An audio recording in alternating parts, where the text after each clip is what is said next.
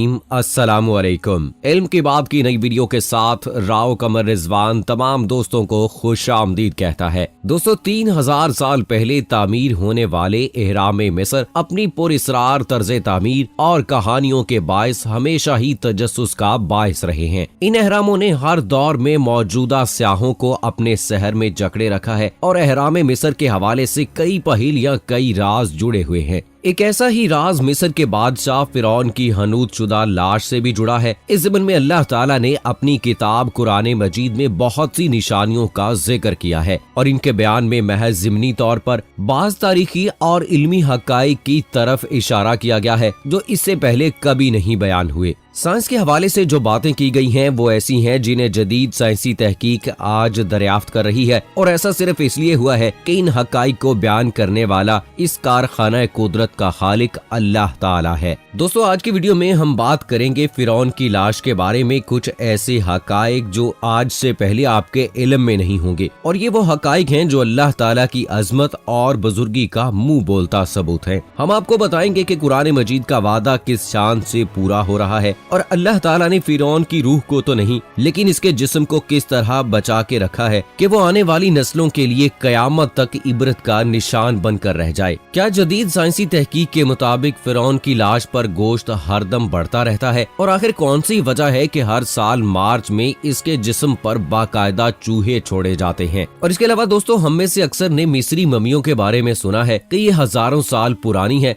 लेकिन गलती सड़ती क्यों नहीं, लेकिन अक्सरियत ने इस बारे में जानने या इसके पीछे अवामिल जानने की कभी कोशिश नहीं की। मिस्री मम्मियां आखिर खराब क्यों नहीं होती या ये गलती सड़ती क्यों नहीं, आज की वीडियो में आपको इस सवाल का भी जवाब देंगे। लेकिन उससे पहले आपसे गुजारिश है कि अगर आपने अभी तक हमारा चैनल इल्म की बात सब्सक्राइब नहीं किया तो अभी सब्सक्राइब करें और साथ में बेल आइकॉन को जरूर प्रेस करें ताकि मुस्तकबिल में अपलोड होने वाली इस्लामी और मालूमाती वीडियोस का नोटिफिकेशन आपको बर वक्त मिलता रहे। दोस्तों आज से 3000 साल पहले जब मिस्र में फिरौन ने बनी इसराइल पर जुल्मों से तम ढाए और उन्हें अपना गुलाम बना लिया, तब मूसा अलैहिस्सलाम को अल्लाह ताला ने हुक्म दिया कि अब वक्त आ गया है कि तुम बनी इसराइल को मिस्र से निकाल कर बाप दादा की जमीन की तरफ जाओ। अल्लाह ताला के हुक्म के मुताबिक मूसा अलैहिस्सलाम और उनके भाई हारून अलैहिस्सलाम हजारों बनी इसराइलियों को लेकर रातों रात मिस्र से निकले और बहरे अहमर के शुमाली तरफ खलीज सुइज के शुमाल में पहुंच गए। फिरौन को जब ये खबर मिली तो वो अपना भारी लश्कर लेकर उनके पीछे निकला। अल्लाह ने मूसा अलैहिस्सलाम को हुक्म दिया, चुनाचे हमने मूसा के पास वही भेजी कि अपनी लाठी समंदर पर मारो।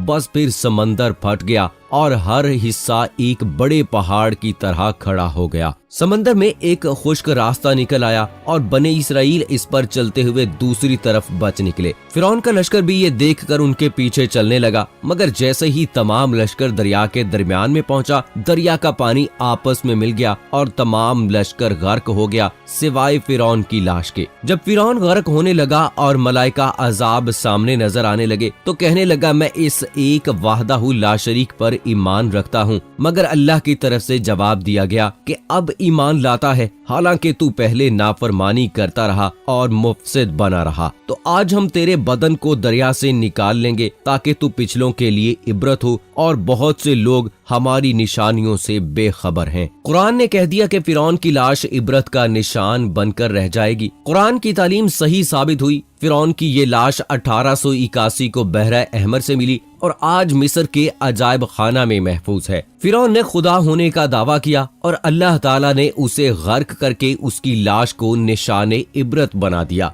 फिरौन की लाश की लंबाई 202 सेंटीमीटर है। फिरौन की लाश 1235 कब्र मसीह में मसदर में डूबी हुई थी। 3116 साल समंदर में पड़े रहने के बावजूद बगैर गले सड़े महफूज है। ये वाकया इस बात का सबूत है कि कुरान मजीद एक इल्हामी किताब है। अजायब घर में बाकी तमाम बादशाहों की हनूत की हुई ममियां मौजूद है, मगर गौर तलब बात यह है कि फिरौन की वो वाहिद लाश है जो ममी नहीं है। फिरौन वाहिद है जिसकी लाश पर गोश्त रोज तरोताजा लगता है और गोश्त बढ़ता रहता है। हर साल 15 मार्च को म्यूजियम में रखी फिरौन की लाश पर चूहे छोड़े जाते हैं। जो इसका फालतू गोश्त नोच कर खा जाते हैं, फिर दोबारा लाश की ड्रेसिंग करके शीशे में रख दिया जाता है। यहूदियों और ईसाइयों के अकीदे के मुताबिक फिरौन की तमाम फौज तो गर्क हो गई थी, मगर फिरौन किनारे पर होने की वजह से बच गया और बाद में अपनी तिबई मौत मरा। 1898 में मिस्र में पुराने मकबरे दरियाफ्त हुए, जिसमें फिरौन समेत दीगर बादशाहों की हनूतशुदा लाशें दरियाफ्त हुई। इस दरियाफ्त के 63 साल बाद 1981 में जब फिरौन की ममी खराब होने लगी तो मिस्री हुकूमत ने फ्रांस से दरख्वास्त की कि वो फिरौन की ममी को खराब होने से बचाए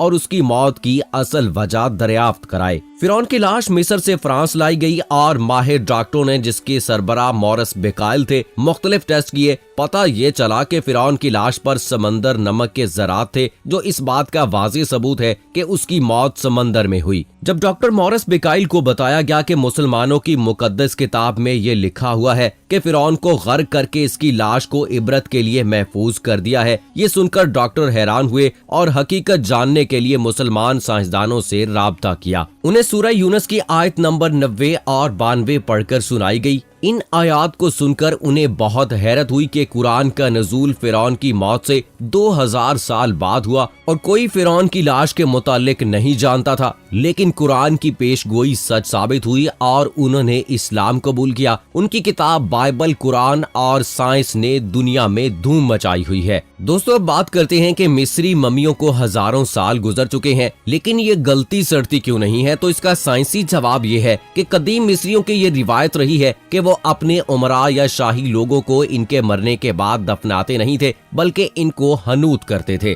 मुर्दों को हनूत करने के अमल को हनूतकारी या ममीफिकेशन कहते हैं। चलिए आपको ये भी बताते हैं कि किस तरह से हनूत किया जाता है। किसी मुर्दे को मम्मी बनाने के लिए सबसे पहला अमल जो किया जाता था वो ये कि सबसे पहले इसके अंदरूनी अज़ा निकाले जाते थे। ये अमल सीने पर कट लगाकर किया जाता था। इसके बाद दिमाग को एक खास आले की मदद से नाक के जरिए निकाल दिया जाता था। इसके बाद ये अज़ा एक आले में रखे जाते थे। दिमाग निकालने के अमल के बाद मुर्दे के जिस्म को नाट्रॉन से लपेट दिया जाता था। अब आपको ये भी बता दें कि नाट्रॉन क्या है। नाट्रॉन नमक की एक ऐसी किस्म है जिसे कार्बोनेटेड नमक कहा जाता है, जो सहराई झीलों के किनारों से जमा किया जाता है। नाट्रॉन दरअसल खुश्क करने वाली एजेंट के तौर पर काम करता था। नाट्रॉन के साथ मुर्दे के जिस्म को लपेटने से जिस्म मजीद गलना सड़ना खत्म कर देता था। जिस्म को इससे लपेटने के बाद 40 दिनों तक रख दिया जाता था। 40 दिनों के बाद नाट्रॉन को जिल्द से हटाया जाता था और जिस्म को लेनन, नाट्रॉन की थैलियों,